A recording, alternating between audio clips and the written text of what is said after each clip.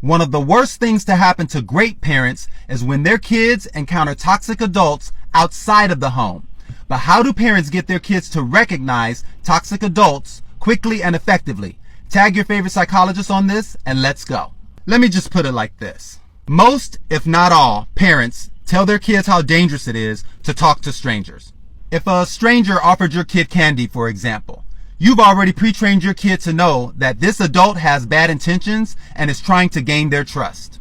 You may want to remind your kid of that conversation first and then tell them the following. Some adults with bad intentions aren't always strangers. So sometimes toxic adults can be teachers, family members, church members, or any adult outside of that door.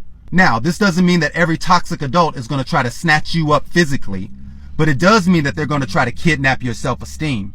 Next, explain what empathy is to your child and give them an example. You could say something like, remember that time when your little brother fell and he skinned his knee and you went over and consoled him and gave him a Band-Aid and told him that everything would be okay?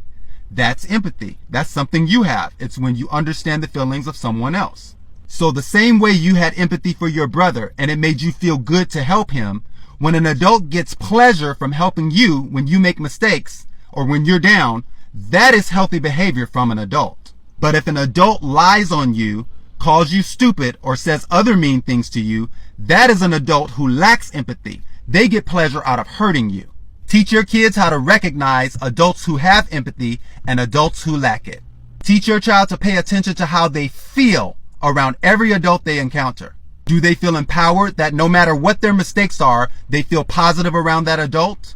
Or do they feel completely rejected, like they're not good enough, a failure, etc.? Teaching kids to pay attention to how they feel around adults empowers them to not allow the school custodian or the school librarian or the church bishop to kidnap their self-esteem. Period.